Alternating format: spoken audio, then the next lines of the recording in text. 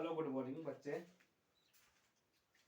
बच्चों आज हम बीजीय व्यंजक में बीजीय जो व्यंजक में जो समीकरण दे रखे हैं उनका योग कैसे होते हैं, आज इनका योग के बारे में हम पढ़ेंगे। तो बच्चों योग पढ़ने से पहले हम देख लेंगे इनको योग मतलब क्या होता है, जोड़। क्या होता है? जोड़। अब इनका जोड़ कैसे करेंगे? तो दोस्तों यहाँ पर हम एक तो होता है समान संख्या होती है, एक होती है असमान। एक तो होती है समान और एक होती है असमान। समान जैसे हमारे पास में 2 अक्ष दे रखा है, इधर दे रखा है 3 अक्ष और 4 अक्ष। इनका क्या करना है? योग करना है। तो इनका योग करना मतलब जोड़ना है। तो इनको हम ऐसे जोड़ सकते हैं कि यहाँ पर 2 अक्ष में 3 अक्ष जोड़ा तो 5 अक्ष, 5 में 4 अक्ष जोड़ा तो 9 अक्ष। अब इनको अगर समीकरण में दे रखा तो कैसे ऐड करेंगे? 2 अक्ष प्लस 3 अक्ष प्लस में 4 अक्ष ऐड किया, कितने? 2 3 5 4 9, कितने हो गए? 9 अक्ष। ये तो किसके लिए है? समान सौर के लिए। अगर बच्चों ऐसा आ जाए हमारे पास कोई समीकरण है जैसे कि 2 अक्ष प्लस 3 वाई, ये तो एक, और दूसरा है 3 अक्ष प्लस 4 वाई। इनको क्या करना है? ऐड करना है। तो कैसे करेंगे? इनको लिखेंगे जैसे कि ये समीकरण मान लो पहला तो ये है, इसके नीचे इसको लिखे 3 अक्ष प्लस में 4 वाई। यहाँ पर वाई वाई का ऐड करो तो 3 और 4 कितने हो गए? 7 वाई और 2 3 5 अक्ष और चिन्ह किसका है? प्लस का, यानी क्या कर रहे हैं? इसको जोड़ रहे हैं। तो इस प्रकार से समान जो हमारे पास समीकरण दे रखा है इनका योग कर सकते हैं। अब इस प्रकार से हमने इसका बेसिक देख लिया। अब ये एग्जाम्पल क्या करते हैं? हम सोल्व करते हैं।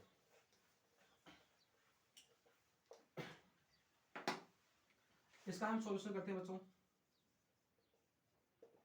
देखो हमें यहां से लेकर यहां तक एक समीकरण दे रखा है, दूसरा समीकरण यहाँ कोमा से लेकर इस कोमा तक दूसरा, और यहाँ से लेकर यहाँ तक कितने समीकरण है बच्चों? हमारे पास 3 है। और इनका करना क्या? हमें योग यानी जोड़ना है।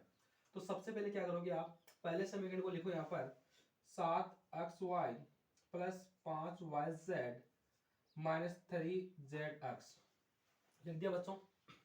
अब हमने अभी पढ़ा था कि हमें समान सौर एक जगह रखना है। तो यहाँ पर देखो, इस समीकरण में देखो, दूसरे में क्या लिखा हुआ है? यहाँ पर 4yz।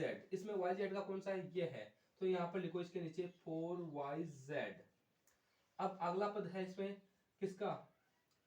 zx का। तो यहाँ पर देखो zx का यहाँ पर है, तो यहाँ पर लिखना है प्लस में 9zx। अब किसका है? माइनस का 4y, माइनस का 4y। अब अगला समीकरण इसके नीचे लो। यहाँ पर देखो किसका है? अक्ष z। अक्ष z का है? अक्ष z कहाँ है इसमें? अक्ष z यहाँ पर है। तो यहाँ पर लिखो 3xz प्लस का, छोड़ो एक बार, ये देखो माइनस के 2 अक्ष y, माइनस के 2 अक्ष y। तो अक्ष y कहाँ है? अक्ष y यहाँ पर है, तो इसके नीचे लिखो माइनस के 2 अक्ष y। अब यहाँ पर क्या है? 5 अक्ष, तो 5 अक्ष लिख लो, यहाँ पर लिख लो एक बार 5 अक्ष। अब इनको क्या करना है? हमें जोड़ना है। क्या करना है? जोड़ना है। तो बच्चों इधर देखो एक छोटा सा बेसिक है। इधर देखो जैसे यहाँ पर है 7 अक्ष y, 7 अक्ष y, हमें इनको क्या करना है? जोड़ना है। तो यहाँ पर चिन्ह लगाओ जोड़ का। अब ये जो संख्या इसको ब्रैकेट में लिखो माइनस के 2 अक्ष y, यहाँ पर 7 अक्ष y प्लस माइनस क्या होते हैं? प्लस माइनस क्या होता है? माइनस, माइनस का 2 अक्ष y। तो 7 अक्ष y में से 2 अक्ष y गए तो कितने बचे? 5 अक्ष y। कितने बचे? 5 अक्ष y। इसी प्रकार से यहाँ पर क्या करना है? इनको तो ऐड करना है, जोड़ना है। क्या करना है? जोड़ना है। तो 5 और 4 कितने हो गए? 9। चिन्ह किसका? प्लस का, 9yz। अब यहाँ पर देखो क्या हो रहा है बच्चों, हमें क्या करना है? जोड़ना है। तो देखो माइनस के 3zx प्लस 9zx और प्लस माइनस क्या होगा? Minus 3xz। तो यहाँ पर देखो 3 और 3 कितने बचे? 6xz। एंड 9xz में से 6xz जाएंगे तो कितने बचेंगे? प्लस के 3xz, 3xz या zx कुछ भी रख लो, ठीक है। अब बचा हमारे पास क्या? ये सोल्व हो गया सब। अब बचा हमारे पास पहले अक्ष का आएगा, इसलिए 5x, फिर माइनस का 5 4y। इस प्रकार से हमारे पास ये प्राप्त हो गया क्या? इसका योग। क्या प्राप्त हो गया हमारे पास इसका योग। तो इस प्रकार से बच्चों हम इनको जोड़ते हैं। अब मैं कुछ आपको यहाँ पर चिन्ह चिन्ह परिपाटी के बारे में बता रहा हूँ कि कैसे हम चिन्ह चेंज करते हैं। देखो बच्चों, जो चिन्ह चेंज करते हैं हम कैसे करते हैं, चिन्ह जो चेंज करते हैं कैसे करते हैं, जब हम माइनस को गुणा करेंगे माइनस से तो चिन्ह आएगा माइनस का। ठीक है बच्चों, जब हम माइनस को गुणा करेंगे प्लस से तो क्या आएगा माइनस। जब बच्चों हम प्लस को गुणा करेंगे माइनस से तो आएगा माइनस। जब बच्चों हम प्लस को प्लस से गुणा करेंगे तो क्या आएगा प्लस। तो यहाँ पर जब हम माइनस को माइनस से गुणा करेंगे, सॉरी, जब हम माइनस को माइनस से गुणा करेंगे तो प्लस आएगा बच्चों। माइनस को माइनस से गुणा करेंगे तो प्लस आएगा। जब माइनस को हम प्लस से गुणा करेंगे तो माइनस। जब प्लस को हम माइनस से गुणा करेंगे तो माइनस, पर प्लस को प्लस से गुणा करेंगे तो प्लस। ये हमारे चिन्ह होते हैं। ठीक है बच्चों, जैसे कि इनका यूज कैसे करते हैं, जैसे मान लो हमारे पास यहाँ पर 3 अक्ष है और हम इसको जोड़ रहे हैं किसमें, मान लो इसको घटा रहे हैं, माइनस के 3 अक्ष। ठीक है, ये माइनस इस माइनस से गुणा होगा तो क्या हो जाएगा प्लस। इस प्रकार से इसका क्या करते हैं हम यूज करते हैं। तो आपको चिन्ह इतने याद रखना है कि जब हम माइनस को माइनस से गुणा करते हैं तो प्लस आएगा, जब हम माइनस को प्लस से गुणा करेंगे तो माइनस आएंगे, जब प्लस को माइनस से गुणा करेंगे तो माइनस आएगा, और प्लस को प्लस से गुणा करेंगे तो प्लस आएगा। ठीक है बच्चों, ये अपना एग्जाम्पल हो गया, इसमें क्या था जोड़ना था। अब हम पर्सन वाले पढ़ेंगे, पर्सन वाले 9। जो आपकी पर्सन वाले 9 है, इसका पहला क्वेश्चन है बच्चों पर्सन वाले 9.1। जो आपकी पर्सन वाली है पर्सन वाली 9.1, इसका बच्चों पहला पर्सन क्या बोल रहा है, पहला पर्सन ये बोल रहा है कि आपको कोई क्वेश्चन दे रखा है, जैसे मान लो इसमें पहला दे रखा है 5xyz का स्क्वायर माइनस 3zy ये दे रखा है। अब बच्चों हमें इसमें आपको पता है कि ये तो इसमें क्या है पद है, क्या है पद। तो हम यहाँ पे लिख लेंगे पद 5xyz स्क्वायर माइनस 3zy, ये तो हो गया इसमें पद। और हमें यहाँ पर निकालना है इसका गुणांक। क्या निकालना है गुणांक। तो यहाँ पर एक्स वाई जेड का गुणांक क्या है बच्चों, ये जो 5 दिखाई दे रही है ये इसका क्या है गुणांक है। यहाँ पर जो जेड वाई है, जेड वाई का जो माइनस के 3 दिखाई दे रही है, 3 ही क्या हो गया इसका गुणांक हो गया। इस प्रकार से हम इसका क्या निकालते हैं गुणांक। देखो बच्चों इसमें दूसरा क्वेश्चन,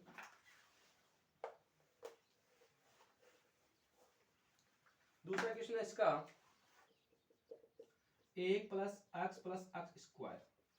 तो इसमें बच्चों देखो ये तो पद हो गया, एक हो गया गुणांक। यहाँ पर 1 एक्स और एक्स स्क्वायर, यहाँ पर एक को 1 से गुणा करेंगे तो 1 ही आएगा, इसके लिए इसका गुणांक क्या हो जाएगा 1। एक्स को 1 से गुणा करेंगे तो क्या हो जाएगा एक्स सकम एक्स, इसलिए एक्स का गुणांक भी क्या हो जाएगा 1। यहाँ पर एक्स स्क्वायर है, एक्स स्क्वायर का कोई गुणांक दिखाई नहीं दे रहा है। जब हम एक्स स्क्वायर को 1 से गुणा करेंगे तो क्या आएगा एक्स स्क्वायर, ये तो क्या आ गया इसका गुणांक 1। ये आपका दूसरा क्वेश्चन। इसी प्रकार से बच्चों पहले का तीसरा क्वेश्चन है